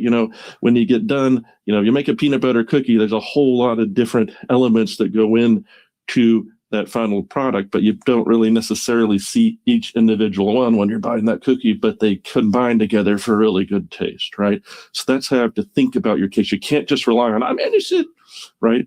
You have to do what the attorney tells you, right? We want you to do some classes so the prosecutor can feel good about being brave enough to let you go if the rest of the ingredients all add up to that tasty, tasty cookie, them letting you go.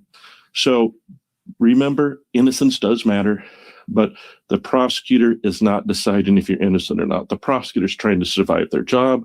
They're trying to survive what the alleged victim might say to them if they let the case go. They're trying to maintain some type of healthy relationship with the defense because the defense can cause them a lot of problems by setting all of our cases for trial. Why don't how come private attorneys don't set a ton of cases to trial? Is because that gives the most risk to the client, right? We want the outcome without the risk. So the public defender often is in situations where there is no way to negotiate because they have so many clients, right? And then they have so many clients that have such a bad record that in balancing the risk versus reward for setting different trials is different, right? So in these situations, there's lots of reasons why the prosecutor may eventually let us go, but it's not because they believe you're innocent, or if that's the case, it's a rare one. That's a rare case. So give up on that fantasy, but don't give up on hope, because still, as you know, there's many, many, many ways we can get the prosecutor to give you a way to get your case dismissed. So I hope you found that useful. If so, please like and please subscribe. More people get to see it. More people get the help they need. More importantly, if you have a criminal problem in Washington State, feel free. All right. If you have a criminal problem in Washington State, Lance Fryrear, I gave you the link. And this is a great question. This is a fantastic question. Phoenix, why do you think there hasn't been very much coverage of Scott Green? If you were here probably about a month and a half, 2 months ago, there is a stream that I did on the background of the university. All right. There is a whole big deep dive that I did in regards to Governor Little. And as a former Idahoan, believe me, I know some of the workings and what was going on in Idaho. Green and Governor Little got together, and their goal was to raise over $500 million for the college in 5 years. Okay. And I think they're really close to their goal. There was a plan put in place for people to donate. And if you go back and watch that stream, you'll understand a little bit more about what I'm talking about. And at the end of the day, it's all about the money. It's all about the money. And I put you into the drawing. People fail to remember Big Daddy Green is the man behind the curtain. Absolutely, Caleb. Absolutely. Let me just take a look at this. Green's private security force. Well, remember, they have contracts. The school contracts officers to have space there. They have a little depot there, and they do get funding for those officers. So it's not like, you know, that's why I wanted to know who arrived at the scene of 1122 for 10 minutes and they made them leave. Yep. No, it was more like 500 million. It was, hold on a minute. Governor Little and Scott Green, University of Idaho fundraising. Remember, and they talked about all these big scholarships they wanted. Here it is. Idaho Education News. Let's put this up here. It's big money. It's huge money, folks. Here is U of I passes 500 million fundraising milestone. They launched the campaign in 2015, earmarks 240 million for academics and research, 150 million for student scholarships, and 95 million for facilities, outreach, and other priorities. Okay. And they were on their way, and they stalled a little bit because of the pandemic. And then it just took off. And you can go and do a little research on this. It is crazy. In 2025, every single year, they put out a little blurb about how much that they have made. I was going to say raked in, made for the University of Idaho. Historic fundraising year, 67.6 million in gifts. And if you look at, and I'll make a chart, but if you look at, let me see if I can do this real quick while we're live. I don't mind. Can you do a graph?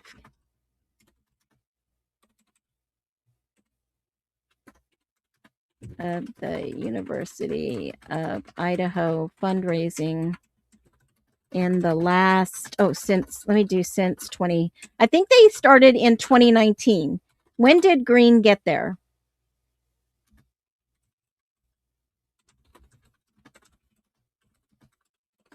There are, what the heck is this on the screen? Some pop-up. 40 annual August Lewiston night. So that seems cool. Every single year after year, they do a comparison, 2019, 2020. And it seems like after this event happened, everybody started opening their wallets. There were even commemorable coins that Moscow passed out. And I mean, I did a whole huge thing in regards to the funding, the money every year over year. And then the article that actually came out that Green and Little had put this in place in 2019. So I always thought it was really weird, odd, suspicious how a financial guy in the background, if you know Green's background, a financial guy comes to the University of Idaho and all of a sudden they're having record, and I mean record, giving. Okay. So here is a little chart. I'm just going to give you real quick. Private gifts in the millions. And this is referencing just alone in the last few years. Now, you'll have to kind of get an idea of when Green showed up on campus and started this whole, I've never seen somebody walk in and take a position at a school from a financial background. Never. Never. Never. So in 2019, so let me just see what's the total. What's the total over all these years?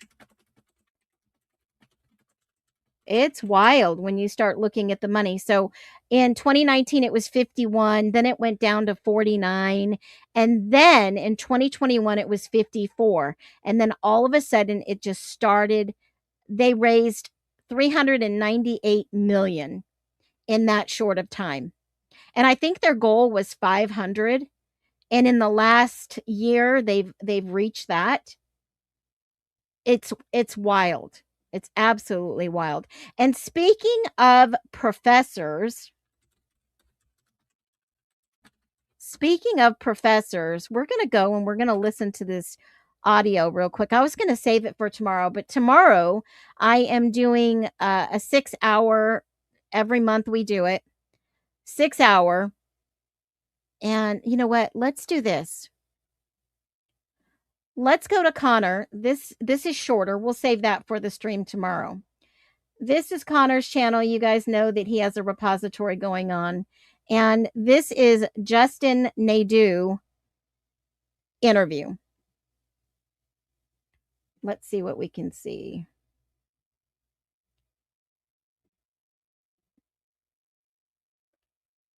Let me see if it'll load up on the screen, and then we'll take a peek at this. This is, I believe, the guy who was walking by the house and saw the door open. This is the guy that I found at the U of I. He works there, and he actually talked about seeing the door open. Of course, this might be a little redacted, but let's see.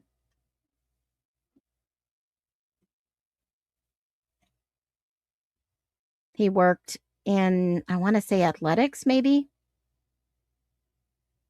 I'm one of the campus officers, so I'm at the home football games and stuff, basketball games. Okay. I was going to say, have you also been surveilling the house? Because I live right next door. Yeah. Okay. I've been. Yeah, I feel like I've seen me on the news. I've probably seen you at the house because I walk my dog there every day. Okay. Yeah. So, Tyson said that you possibly saw something that morning. I just have basically after. Sorry. Okay. Do you happen to have a DL on you so I can get your info? Or I can verbally get it from you if you don't have that. Perfect. Thank you.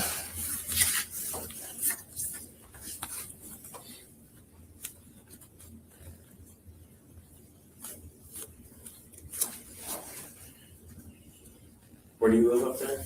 I live at right there. Up the hill.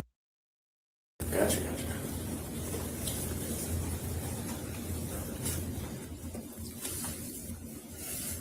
Sorry. No, you're good. What do you do? So I'm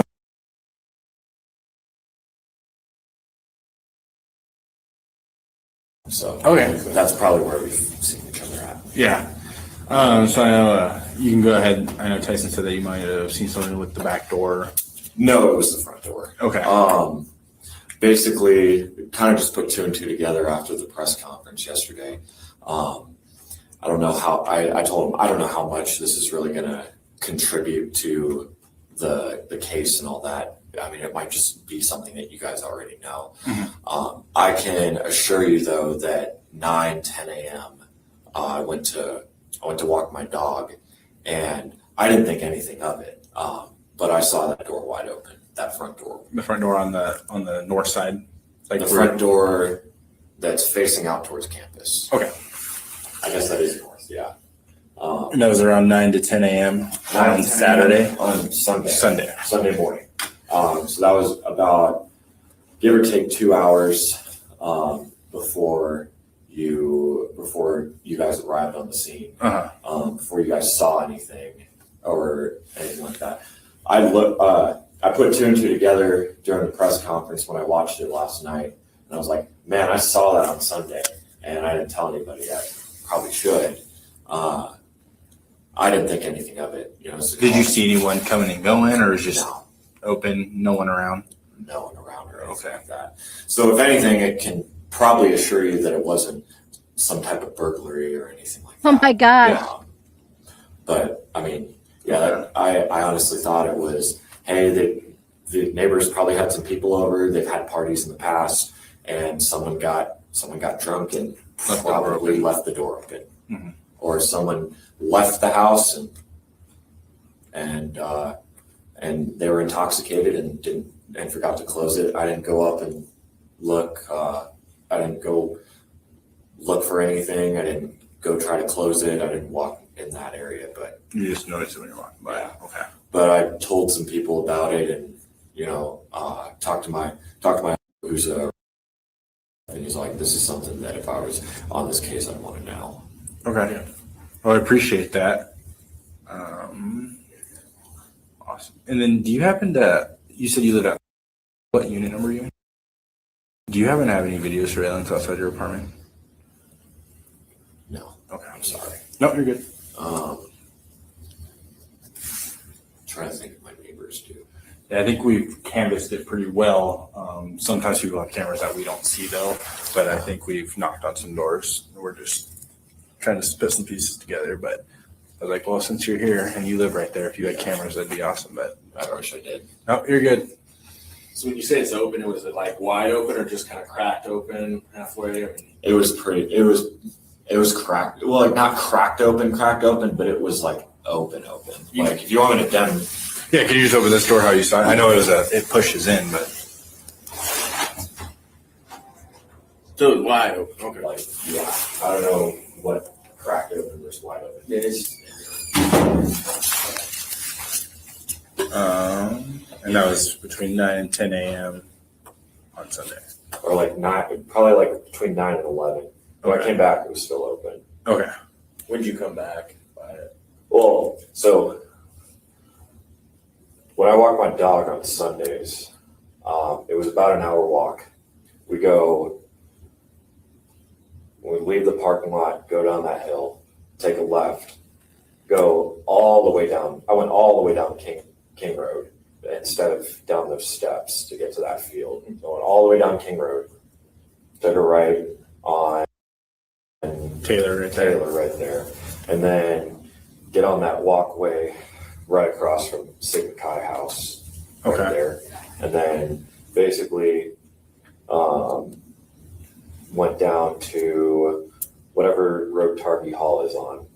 Okay, and then Blake over there. Yeah, then took another right and went all the way down to the Whammy building. So that's Sweet and Main right there. Okay. And then I got on that identity trail right where Identity Apartments and Pizza Hut is. And that was probably a little bit under an hour. And I got home at about 11 and it was still open. Okay. So that's good information. Appreciate it. Yeah. Not sure how much that helps at all or anything like that, but it's good to know. Piece helps. Yeah.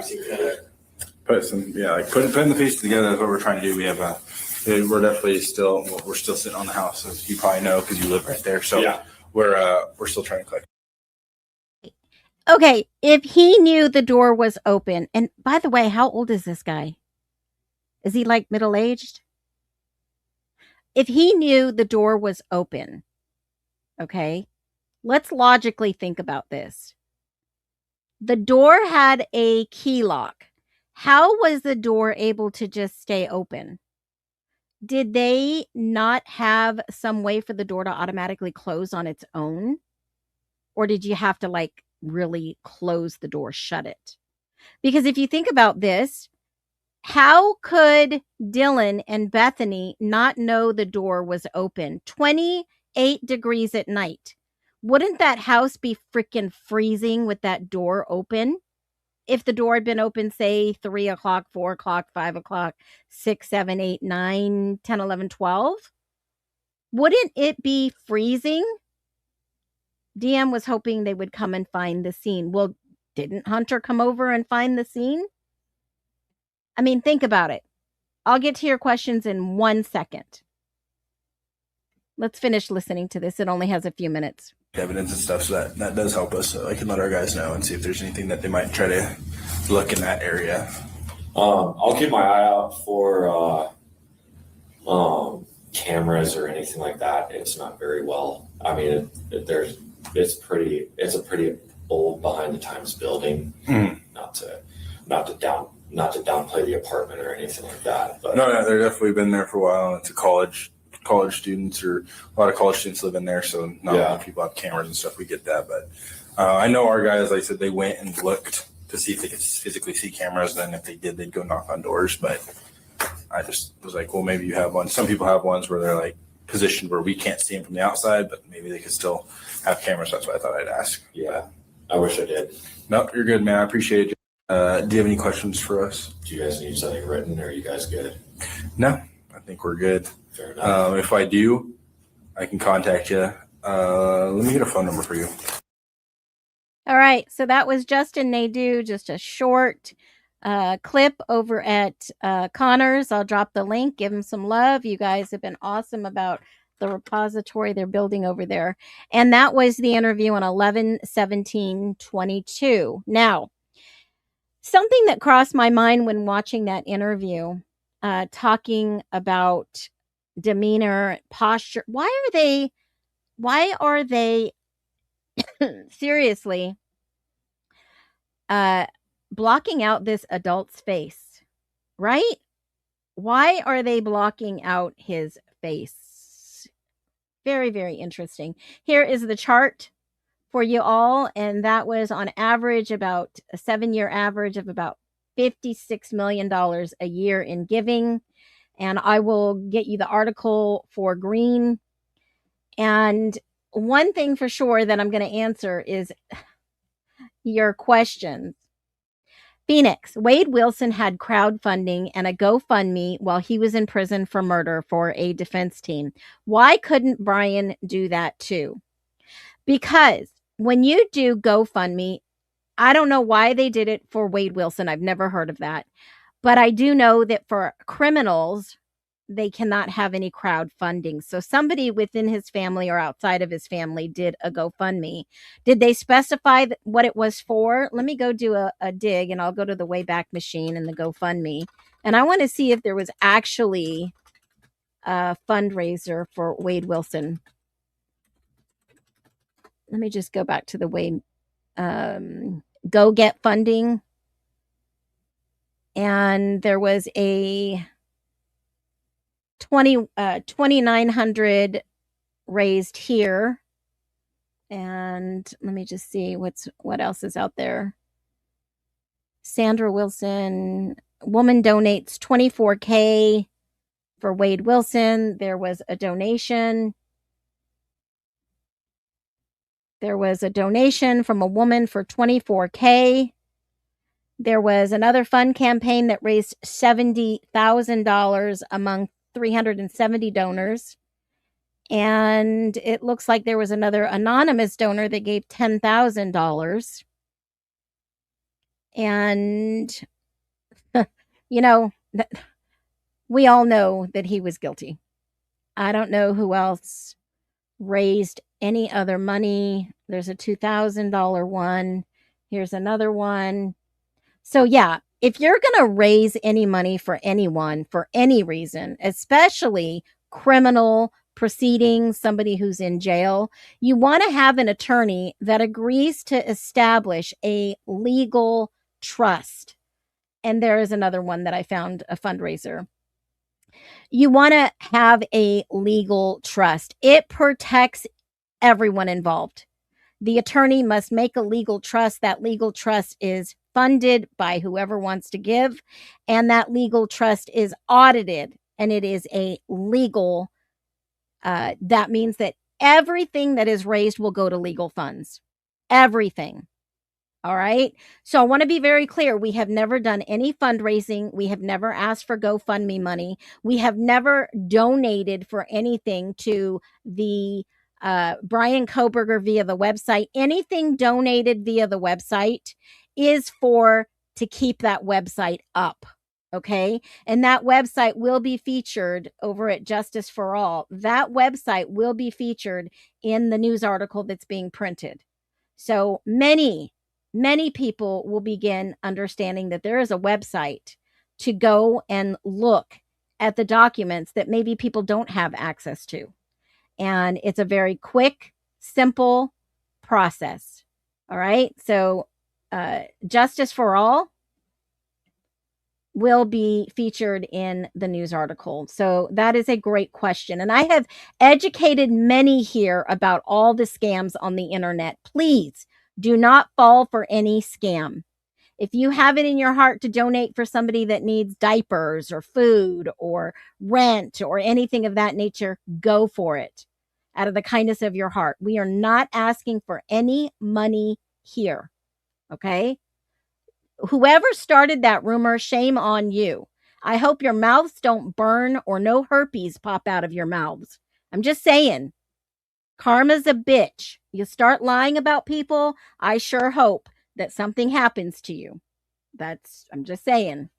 All right? Start sharing the truth. Start sharing the truth out there, folks. I challenge you and encourage it. All right? And that is going to set us apart from the rest. Karma is a bitch. I'm just saying that. So, with that being said, tomorrow is the 6-hour live recap for July. And boy, we had a pretty good July here at the Nest at Phoenix Talks. We had an amazing gifting just at the beginning of this week, and we are full speed ahead. My mods aren't paid for their time, but I give them love offerings. We all donate because they do give so much of their time, and we make it a safe place here for every single truther that wants to come and learn the truth. Justice for All is the website to gather all the documents quickly, all the ones that matter the most that show that Kohberger is factually innocent, and all the documents, if you've ever questioned, all the videos that are linked to the website, every single thing that you've questioned. It's very easy at your fingertips. And yes, I talk about real stats. 95% convicted without a trial. And I'm going to leave you with this. No matter what's said out there, there's always a way for the truth to come in. There's always a way for people to see the next version of you. If you've made mistakes in your life, it's okay. It's going to get better. I've had people tell me, I was encouraged by something you shared, and I love it. I absolutely love it. If you are encouraged, send a note. You can send it through Justice for All. If you have a tip, send it. I'm going to be sharing a lot of Nest finds and the best of the Nest tomorrow. Innocent, and it's up to the state to bring evidence and a jury to decide if that's different. And I still believe this. Y'all take care. Have a great night. And make sure to hit that subscribe button. Be well. Essentially convicted in the media. You don't have to read but a few articles to see how negative they are about him. He has a right to have this information withheld, brought out in public, so that people can see it's not this neat little package. So people can start to wonder, Brian's innocent. Your Honor, Brian is innocent. They call it the August effect.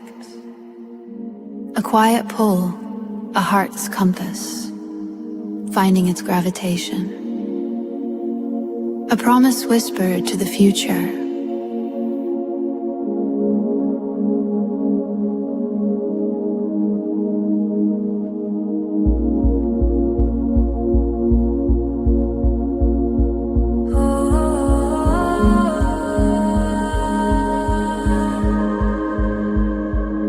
Sunrise paints the window pane a hazy gold. A story in my chest that's waiting to unfold.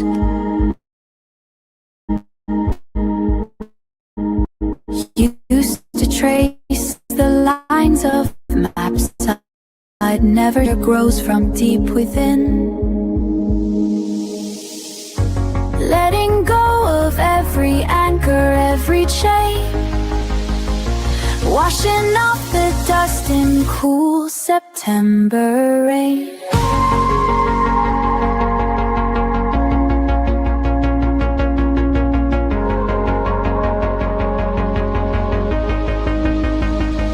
This is the freedom, wild and new, the future calling, breaking through. A heart's true north, the sky of blue.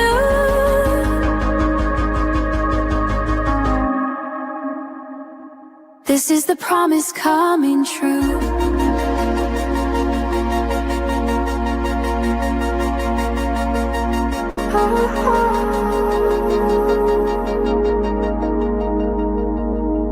The road ahead is unwritten, vast and wide. No need to run, no reason left to hide. Every step a choice, every breath my own. On this open field of chances I have sown.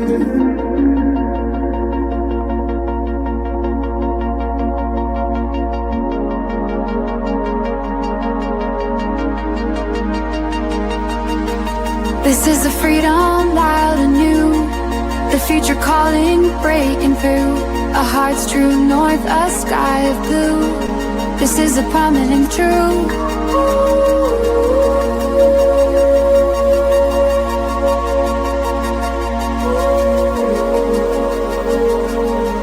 The August effect, I understand it now. It's the faith you find somehow. The promise coming true for you. The greenest pasture.